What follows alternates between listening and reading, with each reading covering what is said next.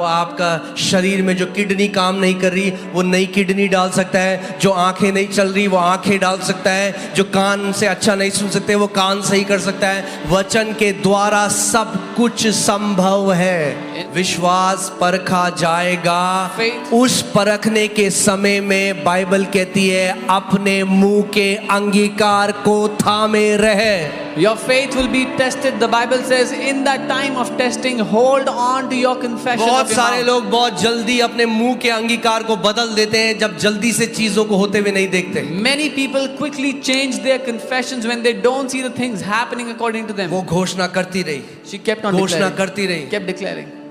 फिर डॉक्टर के पास गए। Then they went to the doctor ने doctor. कहा और फैल गया है cancer. Doctor said it's spread even more now. उन्होंने कहा कोई बात She said, नहीं, "Doesn't मैं जब matter. तक जिंदा हूं तब तक मैं वचन की घोषणा करूंगा। As long as I live, I will declare the word. अरे अगर कोई विश्वासी मर भी गया तो भी जयवंत योद्धा की तरह जाएगा, एक कायर की तरह नहीं जाएगा। Even if a believer died, they will go back like a champion, a warrior, not like a coward. आमेन। दया, मेरे पे दया दिखाओ, उसकी तरह नहीं जाएगा, एक घोषणा करते हुए जाएगा कि यीशु मसीह जीवित है। They will not go as someone seeking sympathy. They will go as declaring that Jesus is alive. आमेन। मगर ऐसा हो नहीं सकता कि कोई वचन पे खड़ा हो और उसके लिए वो ना हो। But this cannot be that someone would stand on the word and it will not happen for them. यही शैतान की सबसे बड़ी ट्रिक है। वो चाहता है आप डाउट करो परमेश्वर की इंटेग्रिटी पे, उसके वचन की ईमानदारी पे। This is the biggest trick of the enemy. He wants you to doubt the integrity of God, His word. सो वो घोषणा करती रही। डॉक्टर ने कहा था मर जाएंगे 3 महीने में, 3 महीने हो गए, 6 महीने हो गए, 9 महीने हो गए, 12 महीने हो गए। उसके बाद वो गई टेस्ट कराने। डॉक्टर ने जब टेस्ट कराया बोला भैया आप कौन हो, क्योंकि इतना स्वास्थ्य खून तो हमने अपने जीवन में किसी का नहीं देखा। Doctor said she would die in 2-3 months, but she was alive after 6 months. After a year, she went for blood test. The doctor said, "Who are you? We have never seen such healthy blood in our life." अब वो 88 साल की हो गई हैं, उनके husband प्रभु के पास चले गए मगर वो आज भी जिंदा हैं। Now she is 88 years old. Her husband has gone to be with the Lord, but she is still alive. आमेन। आप जानते हैं अमेरिका में एक वॉइस ऑफ हीलिंग नाम का एक रिवाइवल आया चंगाई का। A revival came in America with the name Voice of Healing. बहुत सारे उसमें परमेश्वर के दास थे जो हीलिंग इवेंजलिस्ट थे, जिनको परमेश्वर ने बहुत इस्तेमाल किया। Many men of God were healing evangelists in that move that God used mightily. But उसमें से कई ऐसे हीलिंग इवेंजलिस्ट थे जो खुद बीमारी से चले गए। But many of those healing evangelists themselves died in sicknesses. और केनेथ ई हेगिन जो परमेश्वर के एक दास थे, उन्होंने उनको कहा कि जब तुम मर के चले जाओगे मैं तब भी खड़ा होकर सेवकाई कर रहा हूँगा, क्योंकि तुमने अपनी सेवकाई एक गिफ्ट के ऊपर खड़ी करी है, मेरी सेवकाई परमेश्वर के वचन के ऊपर खड़ी है। And Kenneth Hagin, a man of God, told them that even after you die and you go away, I will still be standing strong because you have made your ministry, your life on a gift. I have made my life on the word of God. इसीलिए विश्वास को develop करना बहुत जरूरी है। This is why it is important for us to build our faith. आमेन। बहुत जरूरी है। मैं आपको कुछ गवाहियां बता रहा हूं कि ताकि आपका विश्वास डेवलप हो परमेश्वर के वचन के ऊपर। I'll tell you some testimonies so your faith can be built on the word of God. यहां है आपका छुटकारा, This is where your deliverance is. यहां है आपकी चंगाई। This is where your healing is. Amen. Amen. वचन में है सब कुछ। Everything is in the आपका word. छुटकारा वचन में है, Your deliverance is in the आपकी word. चंगाई वचन में Your है। healing is in the जिस दिन word. आप इस बात को जान लोगे, जिस तरीके से आप बाइबल पढ़ते हो वो बदल जाएगी। The day you will know this, the way you read the Bible will change. Pastor Paul Yonggi Cho, जिन्होंने सबसे बड़ी दुनिया की कलीसिया बनाई, अब वो प्रभु के पास जा चुके हैं। Pastor Paul Yungichu, who built the biggest church in the world, now he's gone to be with उनके the Lord. चर्च में एक औरत थी जिसको माउथ कैंसर था, There was a woman in their church who had mouth cancer. और वो आई, बोला पास्टर मेरे लिए प्रार्थना करो। वो प्रार्थना करी उन्होंने और कोई फर्क नहीं पड़ा। She came and said, "Pastor, pray for me." He prayed, nothing और happened. फिर आई, फिर प्रार्थना करी, She came again, he तो वो prayed again. कुड़कुड़ाती बुड़बुड़ाती बहुत थी So she used to complain, grumble a lot. कि क्या हो गया पास्टर, इतने लोग चंगे हो रहे हैं चर्च में, मेरे साथ क्यों नहीं परमेश्वर कर रहे हैं। What is happening, Pastor? So many people are being healed in the church. Why is उन्होंने God not इतना healing me? परेशान कर दिया। She bothered him so much.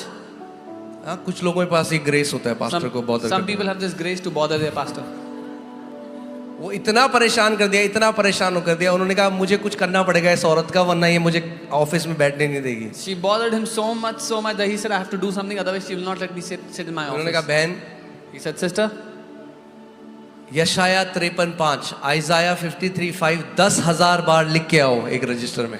take a register and write down Isaiah 53:5 10,000 times. और वो पूरा cancer उसके मुंह में दिखाई देता। And there was cancer in her mouth, it was visible. और वो गई She went, और वो लिखने लगी। she began to और write. उन्होंने कहा जैसे जैसे हर बार जब तुम लिखोगे तो उसकी घोषणा भी करोगे। And he told her, every time you write, also declare the same thing you're writing. लिखो और घोषणा करो, लिखो और Write घोषणा। and declare. Write and declare. कुछ हफ्ते बाद वो औरत आई उनके ऑफिस में खुशी से भरी हुई। After some weeks, this woman came into her office filled with joy. कहती पास्टर मैंने 10,000 बार लिख दिया ये। She said, Pastor, I have written it 10,000 और times. जब उन्होंने उसकी शक्ल को देखा बोला बहन तेरे मुंह में तो कोई कैंसर ही नहीं है। उसको पता ही नहीं चला कब वचन को लिखते लिखते घोषणा करते करते वो चंगी हो गई। When he saw her, he said, Sister, you do not have any cancer in your mouth. She did not even realize when she was healed while speaking and declaring the word.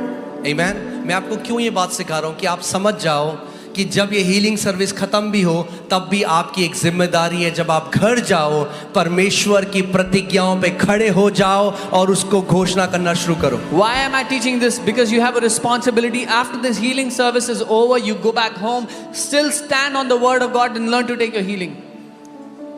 एक परमेश्वर के दास एक meeting में गए A man of God went into a meeting. और वहाँ पे जो कलीसिया के पास्टर थे उन्होंने कहा कि हमारे कलीसिया का एक यंग लड़का है जो आईसीयू में एडमिट है और डॉक्टर वेंटिलेटर में, और डॉक्टर कह रहे हैं हमें मशीन बंद करनी पड़ेगी क्योंकि हमारे हिसाब से वो मर चुका है। The pastor of that church told them that there's a young guy from the church who's on ICU on the ventilator, and the doctors are saying we have to switch off the ventilator and this young chap will die.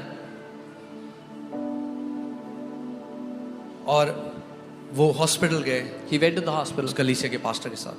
with the pastor of the church. Doctor ने कहा आपके पास 2 minute है ICU में, 2 minute. The doctor said you have 2 minutes in the ICU. सो जैसे ही वो ICU के कमरे के अंदर गए The moment he went into the ICU, उन्होंने देखा उस लड़के को और वो सांस ऐसे लेता रहा, बोले और उसके बाद कुछ सेकंड तक नहीं ले पाता रहा और फिर हल्के से सांस छोड़ता था। मतलब एक सांस भी लेने के लिए उसको इतना स्ट्रगल हो रहा था। he saw the young man, he would take a breath and then stop for some time and then release the breath slowly. He had struggle even breathing. और डॉक्टर ने कहा परिवार को आप तैयार हो जाओ, ये लड़का नहीं बच सकता। The doctors had told the family, be ready, this child will not survive, this young man will तो not survive. जैसे ही वो उसके लिए प्रार्थना करने जा रहे थे उन्होंने देखा कि उसकी वाइफ जिसकी अभी अभी शादी हुई थी और शायद 20-21 ऐसी बहुत जवान थी लड़की, उन्होंने उसको देखा और वो उनका दिल तरस से भर गया। The moment he was about to pray for her, he turned and saw his wife. She was barely 21 years old. They had recently gotten married and his heart was filled with compassion. सो वो उस लड़के के लिए प्रार्थना करने नहीं गए। So he did not go to pray for उन्होंने the young चेयर उस लड़की के सामने लगाई और बोला बेटा मेरी बात ध्यान से सुन। He turned his chair toward this young girl and said, daughter, hear me carefully. उन्होंने कहा क्या तू चाहती है कि तेरा पति जिंदा रहे? Do you want that your husband should live? उसने कहा हाँ। She said, yes. लगाओ भजन संहिता 118 उसकी 17वीं आयत, Psalm 118 वर्स। उन्होंने कहा मेरे पीछे बोल मेरा पति मरेगा नहीं मगर जिएगा और परमेश्वर के कामों की घोषणा करेगा। He told her to declare that my husband will not die, my husband will live and declare the works of the Lord. क्या लिखा है वचन में? What does it say? ये वचन है। This is the word. आमेन। और वो यू नो वो सुबह के बोली थी, उन्होंने डांट लगाई उसको, बोला ध्यान से मेरी बात सुन And she was और घोषणा कर And she उस was- अधिकार से बोल मेरे पीछे मेरा पति मरेगा नहीं मगर जिएगा और परमेश्वर यहोवा के काम का वर्णन करेगा। She was sobbing and speaking softly. He rebuked her and said, listen to me carefully. Declare it with all your heart that my husband will not die. He will live and declare the works of the Lord. उसने फिर बोला मेरा पति मरेगा She नहीं। again said, फिर my से husband बोल, will not die. Say again. फिर से बोल। Say it again. जब तक उनके पास 2 मिनट थे और उन्हें उस आईसीयू से बाहर नहीं निकाला गया, वो बार उसको बोला बेटी मेरे पीछे बोल इसको। Till his 2 minutes were not over and he was not taken out of the ICU, he kept on telling her to और say जब डॉक्टर it. ने कहा कि आपको जाना है, वो खड़े हुए और उन्होंने उससे कहा कि बेटा जब तक तेरे शरीर में जान है तब तक तू ये घोषणा करती है। When the doctor said, leave, he said, daughter, until you have breath in your body, keep on saying this. और वो चले गए। He left. अगले साल जब उस कलीसिया में वापस आए Next year, when he came to that तो church, पास्टर ने उनको बोला, the pastor said, वो आपको दिख रहा है वो लड़का स्टेज में जो गिटार बजा रहा है, do you see that young man on the stage who's playing the guitar? पहचाना आपने उसे? Do you recognize him? उन्होंने कहा नहीं। He said, no. इन्होंने कहा ये वही लड़का है पिछले साल जो मर रहा था वेंटिलेटर में। He said, this is the same guy who was dying on the ventilator last year. तो इन परमेश्वर के दास ने बोला कि मुझे उसकी बीवी से मिलना है, उसकी वाइफ को बुलाओ। So this man of God said, I want to meet his wife. Please call her. तो उसकी वाइफ आई बड़ी खुश हो गई। तो उन्होंने कहा बेटा मुझे बता कि क्या हुआ था, तूने कितनी बार इसकी घोषणा करी। His wife came and she was very happy and he said, daughter, tell me how many times did you declare? उसने कहा हजारों बार। She said, thousands of जब times. तक मेरे शरीर में जान थी मैं उसके बगल में बैठी रही, मैं घोषणा करती रही, बोलती रही। जब मैं थक जाती तो मैं थोड़ा सा सोती, फिर उठती, फिर घोषणा करती, फिर घोषणा करती। She said, till I had life in my body, I would sit next to him and declare over him, and then I would fall asleep. And as soon as I woke up, I would start declaring again. उन्होंने कहा क्या पहले दिन कोई बदलाव हुआ? He asked, did anything change on day 1? उसने कहा नहीं, She said, no. वो वैसी था, वैसी was the सांस same. है। दूसरे दिन Second day? बोला नहीं, No. बोला तीसरे दिन, Third day? बोला तीसरे दिन उसकी जो ब्रीदिंग थी, जैसे वो सांस लेता था वो स्टेबलाइज हो गई, नॉर्मल हो गई। She said the third day his breathing was stabilized. He started breathing normally. और वो करती रही घोषणा। She kept declaring. और सातवें दिन वो डिस्चार्ज हो गया पूरी रीति से चंगा हो गया। On day 7 he was discharged and healed completely. बोलो मेरे चमत्कार में मेरा भी एक भाग है।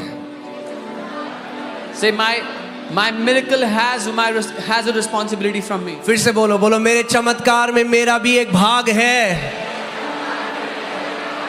Say I have a part to play in my miracle. Shortcut नहीं ढूंढना है, We do not have to look for a परमेश्वर के shortcut. वचन पे खड़ा होना सीखना है, विश्वास से घोषणा करना सीखना है। We have to learn to stand on the word of God and declare by faith. Amen.